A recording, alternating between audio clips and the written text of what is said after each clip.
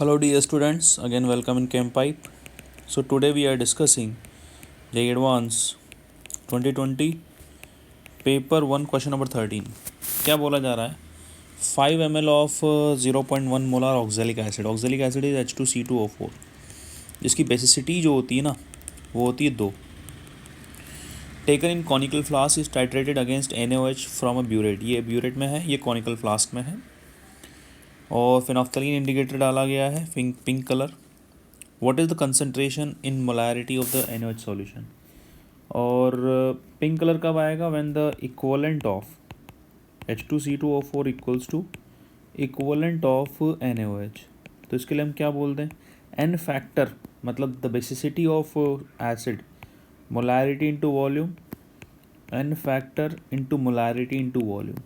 और आपको क्या निकालना है what is the concentration in molarity, आपको ये निकालना है भाई.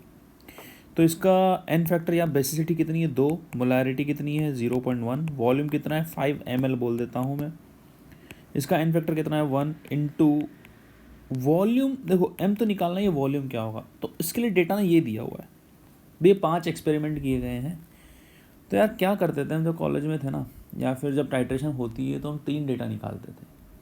अब उन 3 डेटा में से 3 डेटा का एवरेज लेते थे और फिर आंसर मार्क करते थे. तो मतलब सभी को यही लगता है कि इन 5 डेटा का क्या कर लो एवरेज ले लो, लेकिन नहीं, ऐसा नहीं. आप देख पा रहे हो कि ये डेटा मतलब यहाँ से यहाँ बहुत डिफरेंस है और यहाँ से यहाँ बहुत डिफरेंस है. काफ़ी डिफरेंस कहते हैं इसको. ओके, बहुत ज़्यादा डिफरेंस है भैया. तो ये जो डेटा ना बिल्कुल गलत है, एकदम रॉन्ग डेटा है ये. उसे करेक्ट डेटा कौन कौन से हैं, ये 3, 4, 5 एक्सपेरिमेंट वाले. आपको इनका एवरेज लेना है. अब एक्चुअली एवरेज क्या लोगे, तीनों डेटा सेम है. तो actual the volume which is used would be what, would be the 9. तो यहाँ पर जो मोलैरिटी हो जाएगी आपकी कितनी हो जाएगी 0.11 मोलार.